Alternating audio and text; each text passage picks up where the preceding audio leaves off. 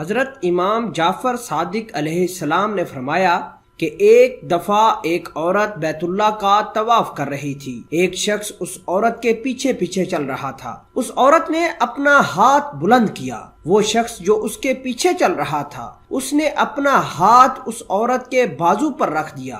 اللہ نے اس مرد کے ہاتھ کو اس عورت کے ہاتھ پہ چسپاں کر دیا۔ لوگ جمع ہو گئے، لوگوں کی آمد و رفت قطع ہو گئی۔ ایک شخص امیر مکہ کے پاس گیا اور جا کر یہ سارا واقعہ سنایا۔ امیر مکہ نے علماء کو اپنے دربار میں بلا لیا۔ لوگ وہاں پر جمع ہو گئے کہ دیکھیں علماء اس شخص پر کیا حد جاری کرتے ہیں۔ امیر مکہ نے لوگوں سے سوال کیا، کیا یہاں خاندان پیغمبر صلی اللہ علیہ وآلہ وسلم میں سے کوئی آیا ہے؟ لوگوں نے جواب دیا کہ جی ہاں، یہاں حضرت امام علی مقام حضرت امام حسین ابن علی علیہ السلام تشریف فرما ہے۔ امیر مکہ نے حضرت امام حسین کو اپنے پاس مدعو کیا۔ امام علی مقام ان کے پاس تشریف لے گئے۔ پہلے تو حضرت علیہ السلام نے بیت اللہ کے سامنے کھڑے ہو کر دعا مانگی۔ کچھ دیر وہاں پر رکے رہے اور اس کے بعد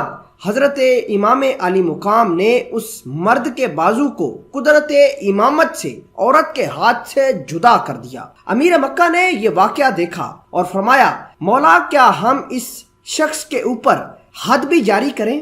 امام علی مقام نے فرمایا، نہیں، کوئی حد جاری نہیں ہوگی۔ صاحب کتاب لکھتے ہیں کہ حضرت نے جس ساربان پر یہ احسان کیا، اس شخص نے احسان کا بدلہ یہ دیا کہ 11 محرم کو رات کے اندھیرے میں امام علی مقام کا کمر بند حاصل کرنے کے لیے اسی گستاخ نے امام کا ہاتھ کاٹ دیا تھا۔